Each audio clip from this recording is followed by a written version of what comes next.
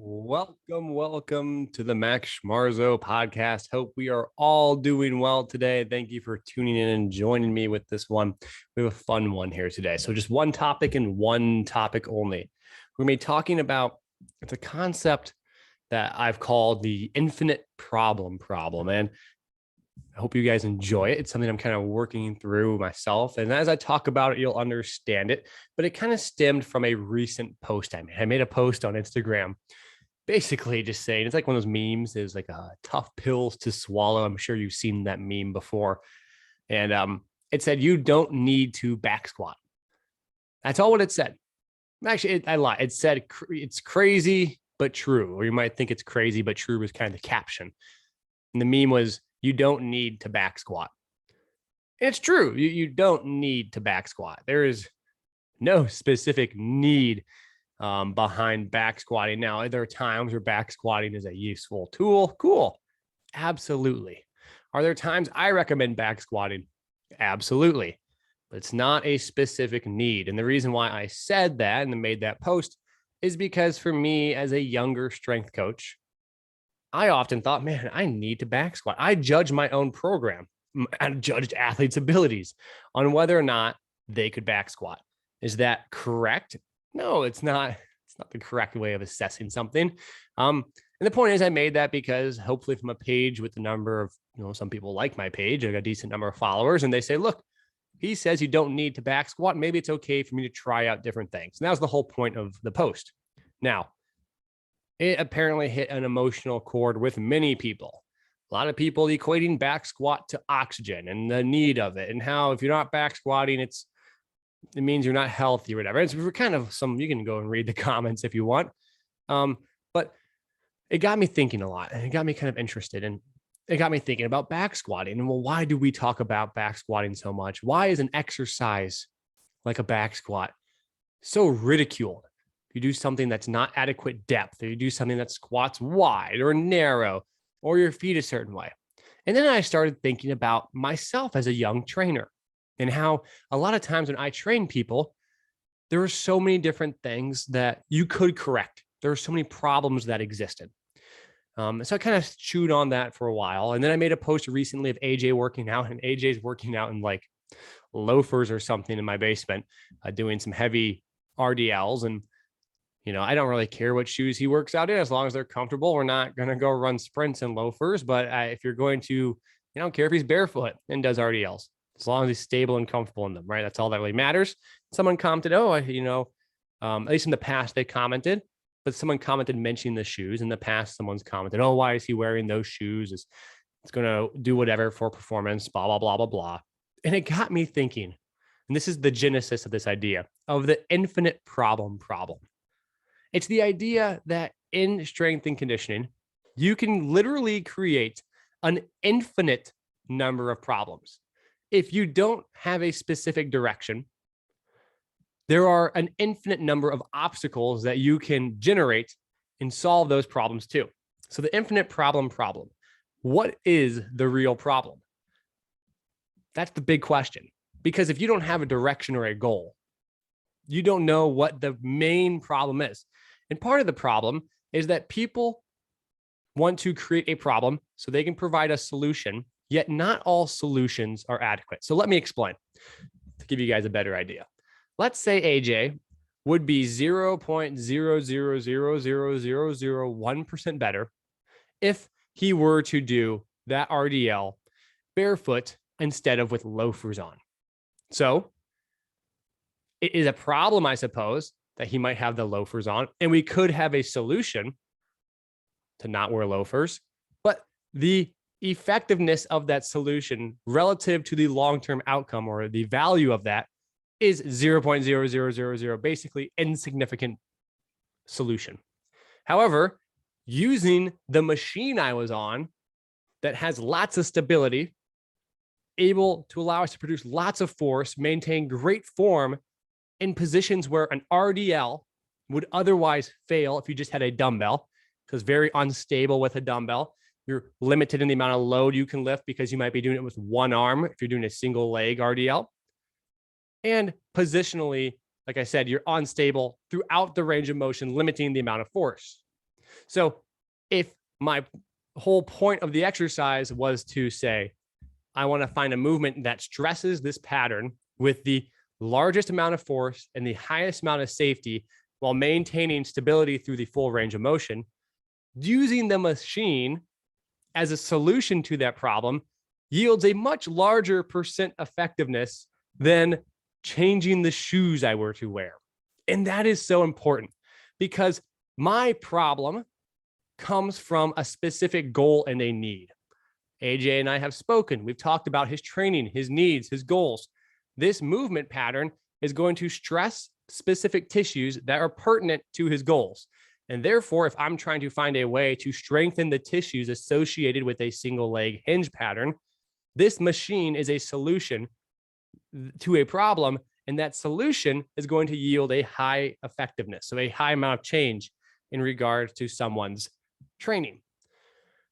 But this is where the whole fitness world goes bananas. It goes nutty, absolutely insane, is that we begin to create problems for no apparent reason and assume that all problems and said solutions that go along with that problem are of equal importance.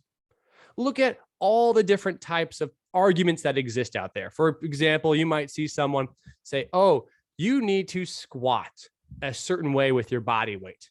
And you need to watch if the low back rounds, or if the hips go out, or if the ankles go a certain way, or if the knee goes a certain way, the back goes a certain way. And you can infinitesimally keep finding problems that you can control and adjust and provide a solution to. However, the solution to that problem is only a solution to that problem, and it might not be part of a grander goal. Like if you're out in the middle of the ocean and you don't know where you're going, you have an infinite number of directions you can go. And if you say, my goal is to go 2 feet forward, well, you can go 2 feet forward and you've solved the problem of going 2 feet forward. That does not mean you are going to find land. Yes, you created a problem and you had a solution to this problem, but the problem is arbitrary. And this happens time and time again. And me as a young trainer, this is something I often leaned on because it gave me a sense of power. It gave me a sense of significance. It gave me a sense of control that I could show to a client, look, we're doing X, Y, and Z. But it doesn't even matter if X, Y, and Z has any relevance to anything. I have created a problem. I've shown that you have an insufficiency relative to the problem I have generated, and will now provide a solution. But that solution is merely accomplishing the goal of solving the problem, but it's not like going to help me become a better athlete, run faster, anything at all. It's just some arbitrary problem that has a genesis from the fact that I wanted to make a problem. And you see this over and over and over and over again. So it's the infinite problem. The fact that you can create an infinite number of issues with something and you could always find a problem doesn't mean that that problem you have found needs a solution. And honestly, to go even one step further, we need to be better at defining what a problem actually is. Is a problem something that has to yield an effective result? Otherwise, we're just pointing out things we can arbitrarily change. You could change someone's physiology to get into a better squat position. You could change someone's physiology to do the splits. You could change someone's physiology to run the mile better. You could change someone's physiology so their posture is more upright, more forward, more sideways. You could change their physiology to have whatever you want. Like it's like an infinite number of stuff. And that's the whole point. We're just creating change and we're calling or we're pointing out like, look, because we don't have the status of whatever, we can't do a split. We can't do a squat a certain way. We can't run a certain speed. We're then deeming that an insufficiency and then saying, if we get there, we are now making progress. So again, it really makes no sense because the initial root of that quote unquote problem that I have pointed out, that problem has no weighted value. It's not like, oh, if this problem is resolved, it's going to potentially yield in this type of change that we're going to see directed towards someone's goal. And so my belief is that a lot of this occurs because we have very ill-defined goals. We often don't have goals in the first part. That may be the issue, but those goals are often not defined and often not thought of in full detail, right? If every athlete has a different goal, then their process of achieving those goals and their problems and obstacles are going to be unique to them. It's not like whether or not you can touch your toes is going to be pertinent for every single person in every single situation. So to say not being able to touch your toes is something that we're trying to strive for. Yes, you might be able to achieve the end result of touching your toes, but by achieving that end result, have you gotten yourself any closer to success, to progress? And so it's a very, I don't call it bothersome, but something at times maybe mind-boggling how not thorough certain things are thought of.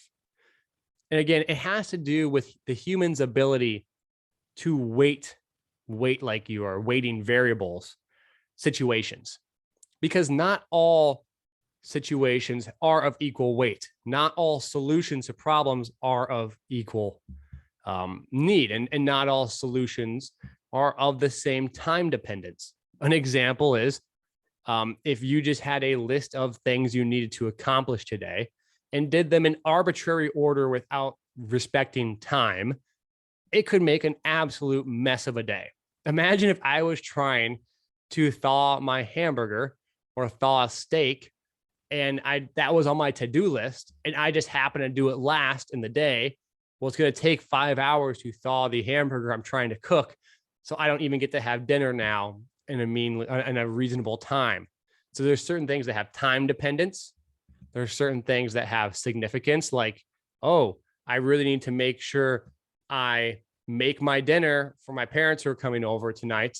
I can't put that off until tomorrow because of time significance that is really dependent on today. Versus, can I vacuum my office? Well, I can do that tomorrow because my parents aren't going to go into my office. And so the dinner takes priority. In the same way, if I were to make something for the dinner and I'm missing something from the grocery store that goes into that dinner, I need to go to the grocery store and get that ingredient now. I cannot wait until tomorrow. So you see this all the time on social media, all the time in fitness and strength and conditioning. It's this constant recycling of pointing out problems, arbitrary problems, again, insufficiencies, inadequacies, whatever you want to call them, and then providing some means of resolution to it without context to that resolution being some sort of end game where the resolution of many different tasks yield some sort of compound outcome. An example would be if I want to help you jump high and dunk a basketball. There might be times where I need to get you stronger. I need to have you develop, maybe let's just say, single leg maximal strength. Okay, in doing such, I might say, well, we want to do a Bulgarian split squat. And in doing a Bulgarian split squat, I might say, well, I want my position for my ankle to be underneath my hip.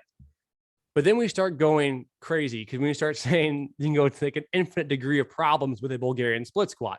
I want my shoulder a certain way, my chest a certain way, my foot a certain way. And then lo and behold, we spend so much time around things that don't actually provide value to the original situation where like now am I going to be barefoot and do the Bulgarian split squat? Does that really matter? Do I need to have my foot in a certain position forward or out front? Do I need to have certain mobility in my hip before I do it? Do I need so much mobility in my hip before I can do it? And lo and behold, we never actually get to the point where we're doing what we're trying to do in the first place, which is train single leg heavy strength. And we got so caught up in the aspect of this minutia surrounding some arbitrary problem that is doing the most perfect Bulgarian split squat, which by definition, there really isn't one. And by just weighted outcomes, it's not like if we are to do it barefoot versus shoes or with a slight forward lean versus a little extended foot in the forefront or the foot further out in front. is it going to create that large of a difference statistically in the outcome that we're going to see? So we get so caught up in a yes or no outcome. Did they do that? Did they not? That we don't bother to even weight the variables and say, well, that's not really that important. And so circling it back, if AJ is going to work out in loafers and an exercise where working out in loafers isn't going to statistically change whether or not that exercise was effective or even the right one, then I don't really care if he's going to work out in loafers. It's not of statistical significance.